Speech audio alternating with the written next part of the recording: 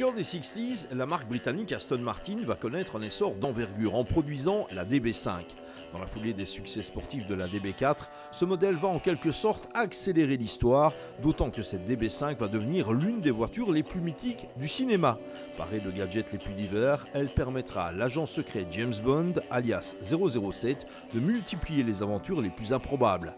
L'Aston Martin DB5 a donc accédé au rang de star et il est clair que sa succession n'allait pas être chose aisée.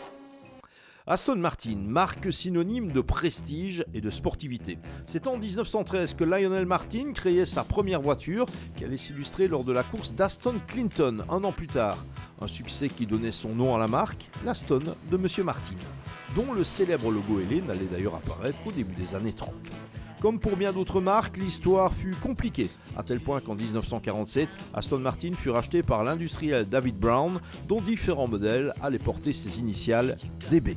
Des voitures sportives de luxe produites en petite série destinées à des amateurs fortunés. Une trajectoire qui allait évoluer avec le succès commercial et les victoires en compétition de la DB4.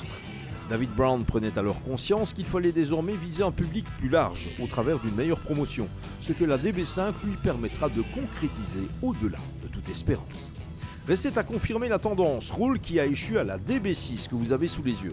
Pas de révolution de palais néanmoins, dès l'instant où la DB6 était surtout une évolution de la DB5 à l'aérodynamique et aux spécifications techniques améliorées.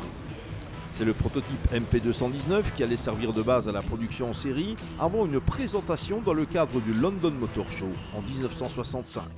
La structure de la DB6 reprend le procédé Superleggera, mis au point par le carrossier italien Touring, tandis que sous le capot, la mécanique est identique à celle de la DB5, un 6 cylindres de 4 litres développant la puissance plus qu'appréciable de 282 chevaux. Une puissance qui allait même passer à 325 chevaux avec la version sportive baptisée Vantage, tandis qu'une variante cabriolet, la volante, a également été proposée. Si la DB6 ressemble furieusement à la DB5, plusieurs éléments lui confèrent sa personnalité. Son profil latéral, mais aussi ses pare-chocs avant et arrière divisés pour encadrer la plaque d'immatriculation. Quant à la partie arrière, de type cam, elle relève de cette série de voitures de l'époque dite à queue tronquée, à l'instar de la Ferrari 250 GT, pour une meilleure résistance à l'air. Avec la DB6, David Brown a privilégié le luxe et le confort au détriment du caractère sportif, d'où un empattement allongé destiné à améliorer l'espace dans l'habitacle.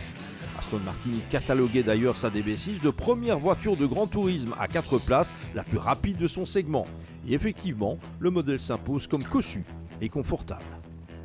Produite à un peu moins de 2000 exemplaires, l'Aston Martin DB6 restera le premier modèle de la marque à avoir été assemblé dans les nouvelles installations de Newport Pagnell, depuis leur entrée dans l'histoire.